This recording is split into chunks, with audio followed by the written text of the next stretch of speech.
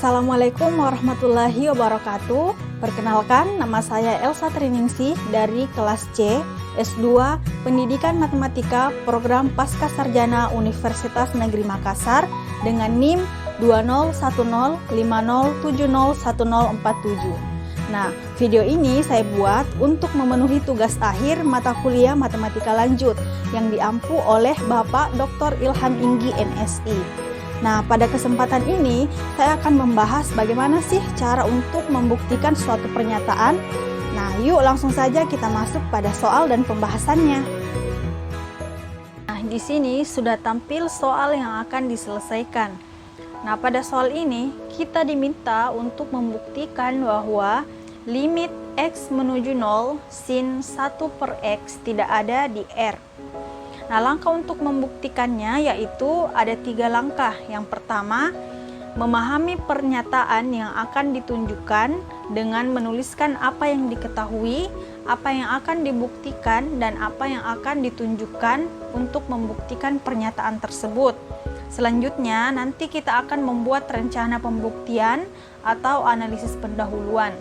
Dan langkah yang terakhir, kita akan menuliskan bukti secara detail dari analisis pendahuluan yang kita buat sebelumnya.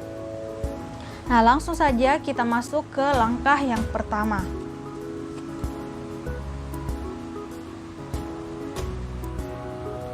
Langkah pertama di sini kita akan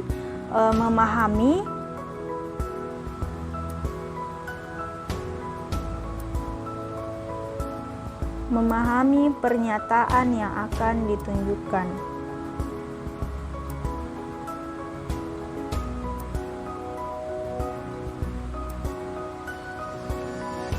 Nah, untuk memahami pernyataan yang akan ditunjukkan, di sini kita akan menuliskan yang pertama apa yang diketahui, apa yang akan dibuktikan, dan apa yang akan ditunjukkan. Nah, pada soal diketahui limit X menuju 0 sin 1/X. Nah, pada soal juga diketahui bahwa yang akan dibuktikan di sini yaitu limit X menuju 0 sin 1/X tidak ada di R. Nah, yang akan ditunjukkan untuk membuktikan pernyataan tersebut yaitu ada barisan XN menuju 0 dan ada juga barisan YN menuju 0. Dengan XN ini tidak boleh sama dengan 0 dan YN juga tidak boleh sama dengan 0. Tidak boleh sama dengan 0.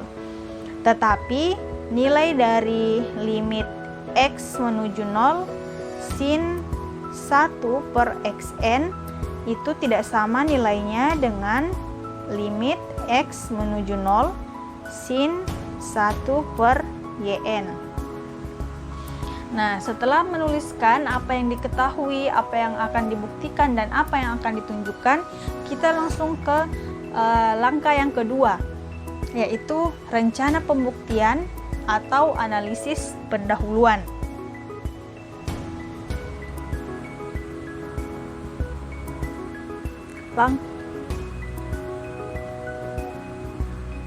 Langkah kedua, analisis pendahuluan.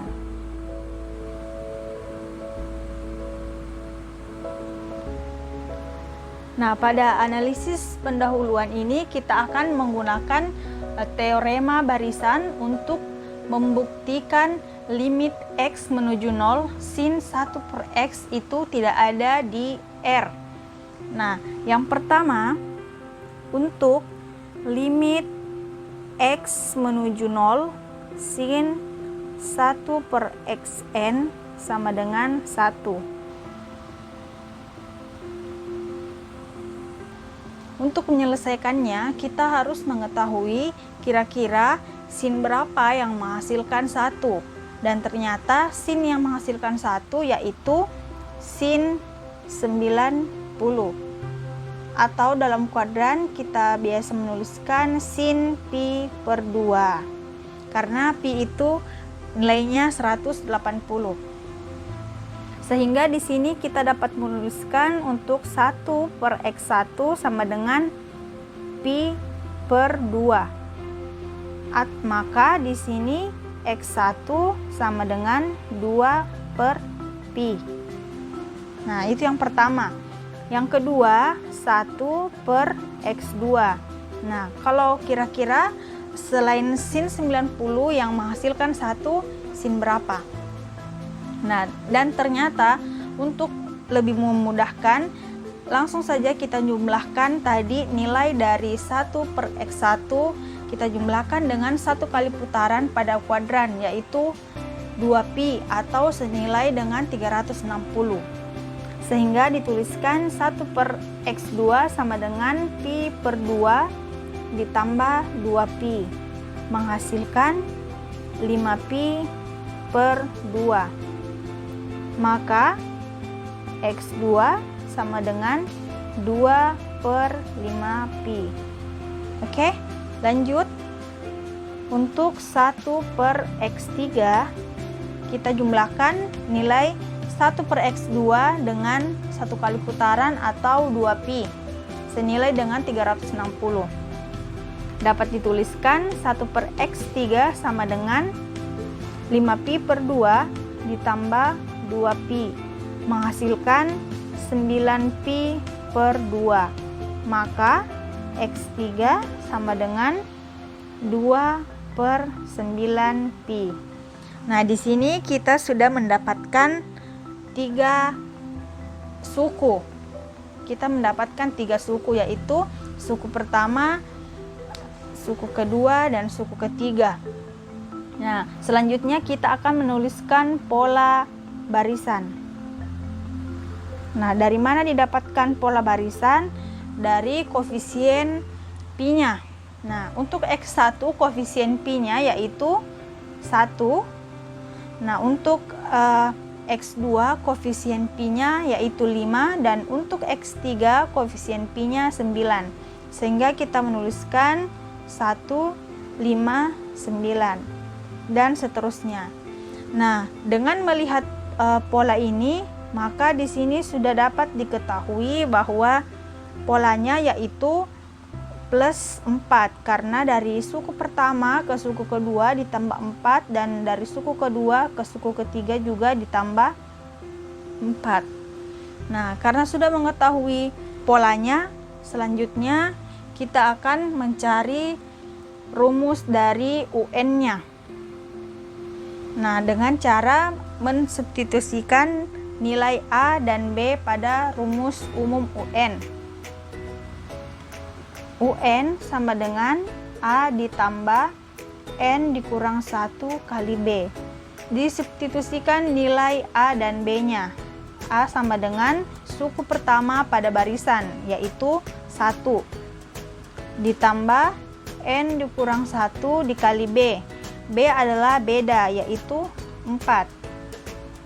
Maka UN sama dengan 1 ditambah kita kali keluar N kali 4 sama dengan 4N, dan min 1 kali 4 sama dengan min 4, sehingga UN sama dengan 4N dikurang 3. Oke, paham ya sampai di sini? Nah, setelah mendapatkan rumus UN-nya, rumus tersebut kita substitusi lagi pada bentuk XN, sehingga dituliskan XN sama dengan 2 per UN pi. Nah, dari mana rumus ini? Kita perhatikan tadi nilai dari X1, X2, dan X3. Pembilangnya masing-masing 2. Nah, maka kita tuliskan 2, dan koefisiennya kita simbolkan dengan UN, dan pi-nya mengikut. Nah, langsung saja kita masukkan nilai UN-nya. XN sama dengan 2 per UN sama dengan tadi 4N dikurang 3 ya. Jadi 4N dikurang 3 kali pi. Nah, kita sudah menemukan rumus xn. Sekarang kita substitusikan pada sin 1 per xn.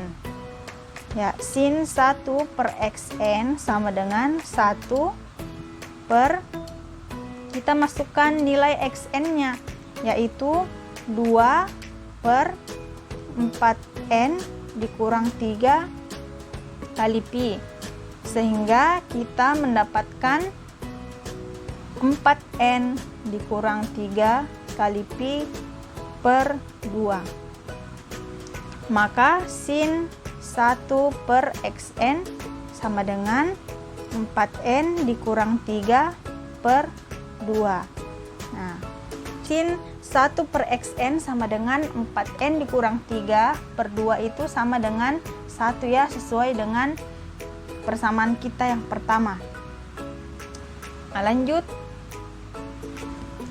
ke limit yang kedua, yaitu limit x menuju 0 sin 1 per yn sama dengan 0. Nah, seperti langkah yang sebelumnya, untuk menyelesaikannya kita mencari tahu sin berapa yang hasilnya 0. Dan ternyata sin yang menghasilkan 0 adalah sin 180 atau sin pi. Kalau dalam kuadran ya, sin pi. Nah, pi itu bernilai 180 dan sin 180 hasilnya 1. Sehingga dapat dituliskan 1 per y1 sama dengan 180 atau sama dengan pi. Maka kita mengetahui bahwa y1 sama dengan 1 per pi. Oke. Selanjutnya 1 per y2 sama dengan, nah, untuk mendapatkan 1 per y2 kita sisa menjumlahkan saja 180 kira-kira ditambah berapa sehingga hasil sinnya itu sama dengan 0. Dan ternyata selain sin 180 yang menghasilkan 0 adalah sin 360. Nah, 360 adalah penjumlahan dari 180 ditambah 180. Sin 360 sama dengan 180 tambah 180, artinya pi ditambah pi. Oke, berarti kita menuliskan 1 per y2 sama dengan pi ditambah pi sama dengan 2 pi. Maka y2 sama dengan 1 per 2 pi. Nah, selanjutnya 1 per y3. Nah, untuk 1 per y3 langsung saja ditambahkan dengan setengah putaran juga, yaitu 180. 2pi ditambah pi. 2pi nya dari sini ya. Nah, ini tadi pi nya dari sini.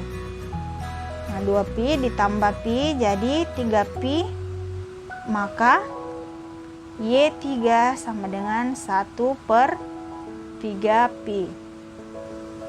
Nah, kita sudah mendapatkan nilai dari y1, y2, dan y3.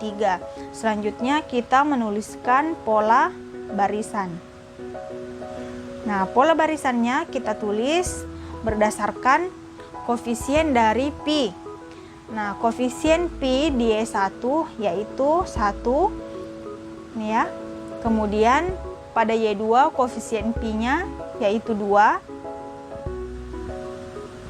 Dan pada y3 koefisien pi-nya 3. Sehingga kita dapat mengetahui polanya yaitu ditambah 1 atau plus 1. Suku pertama ke suku kedua bedanya yaitu 1, dan suku kedua ke suku ketiga bedanya juga 1. Maka kita akan mencari rumus UN-nya dengan mensubstitusikan A dan B-nya. UN sama dengan A ditambah N kurang 1 dikali B. UN sama dengan A adalah suku pertama yaitu 1 ditambah N kurang 1 dikali B. B nya adalah beda yaitu 1. Maka UN sama dengan 1 ditambah N dikali 1 yaitu N, dan min 1 dikali 1 yaitu min 1. Maka UN sama dengan 1 bisa dihabiskan dengan min 1. Jadi sisa N. Setelah mendapatkan rumus UN, kita masukkan ke dalam XN. Nah, XN rumus umumnya yaitu 1, satunya dari pembilang ya, pembilang dari setiap nilai Y. Itu 1 per UN dikali Pi. Nah, UN-nya kita ganti dengan N. Maka XN sama dengan 1 per NP. Oke, XN sama dengan 1 per NP. Nilai XN tersebut kita masukkan ke sin 1 per YN. Sin 1 per YN.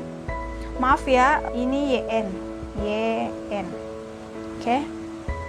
Sin 1 per YN sama dengan 1 per YN, nilainya 1 per NP. Oke. Sehingga satunya bisa dicoret, sisa sin. Di sini ada sin NP sama dengan 0. Nah, setelah menghitung limit sin 1 per XN dan sin 1 per YN, selanjutnya kita masuk ke langkah yang ketiga. Disinilah kita menuliskan bukti secara detail. Nah, langkah yang ketiga menuliskan bukti secara detail. Nah, cara menuliskan bukti secara detail yang pertama,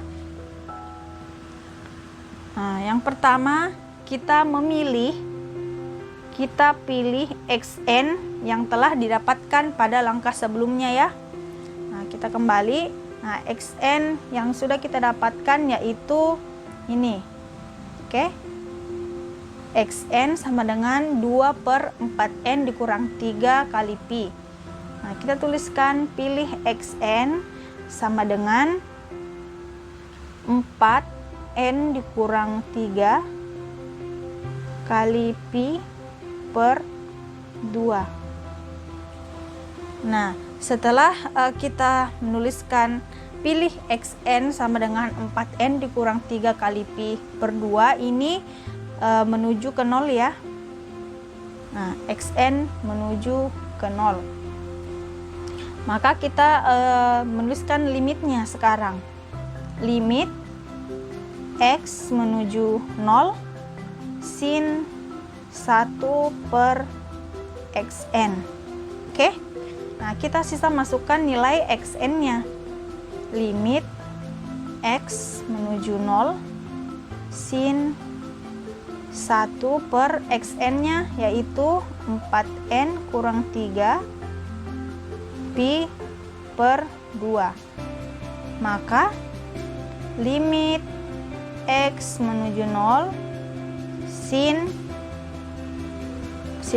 2 per 4N dikurang 3 per 2. Nah, limit X menuju 0 sin 2 per 4N dikurang 3 dikali Pi sama dengan 1.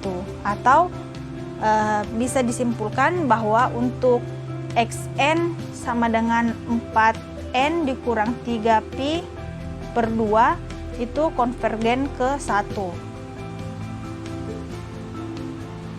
Nah, lanjut untuk langkah selanjutnya, bagian B, kita pilih YN sama dengan 1 per NP seperti yang sudah kita dapatkan pada analisis pendahuluan tadi. Nah, YN sama dengan 1 per NP menuju ke 0. Nah, limit X menuju 0 sin 1 per YN kita sisa substitusi nilai dari YN-nya ya, yaitu limit X menuju 0 sin 1 per, karena YN sama dengan 1 per NP, maka sisa kita masukkan saja 1 per 1 PN. NP ya, sama aja, NP. Selanjutnya satunya bisa dihabiskan atau dicoret sehingga kita mendapatkan limit X menuju 0 sin P N sama dengan 0, atau dengan kata lain untuk YN sama dengan 1 per NP sama dengan 0 konvergen ke 0. Nah, dari pembuktian secara detail yang sudah kita tuliskan dapat diperoleh, nah di sini dapat diperoleh bahwa XN menuju ke 0 dan YN juga menuju ke 0, dan XN tidak sama dengan 0 dan YN juga tidak sama dengan 0. Diperoleh juga bahwa limit X menuju 0 sin 1 per XN tidak sama dengan limit X menuju 0 sin 1 per YN. Maka dapat disimpulkan bahwa limit X menuju 0 sin 1 per X tidak ada di R. Maka sudah terbukti bahwa nilai dari limit X menuju 0 sin 1 per X tidak ada di R. Nah, setelah kita membuktikan, mulai dari langkah awal kita memahami pernyataan yang akan ditunjukkan, kita melakukan analisis pendahuluan dan menuliskan bukti secara detail, saya akan menampilkan review dari langkah-langkah yang kita telah lakukan tadi. Nah, untuk membuktikan sebuah pernyataan kita dapat melalui 3 langkah. Yang pertama, kita harus memahami pernyataan yang akan ditunjukkan dengan cara kita menuliskan apa yang diketahui, apa yang akan dibuktikan, dan apa yang akan ditunjukkan untuk membuktikan pernyataan tersebut. Nah, ini adalah langkah penting ya. Dan yang kedua, kita harus membuat rencana pembuktian atau biasa disebut dengan analisis pendahuluan. Nah, setelah melakukan analisis pendahuluan, nah kita sudah mendapatkan poin-poin untuk membuktikan pernyataan tersebut. Nah, setelah itu barulah langkah ketiga kita menuliskan bukti tersebut secara detail dan secara sistematis dari hasil analisis pendahuluan yang telah kita lakukan sebelumnya.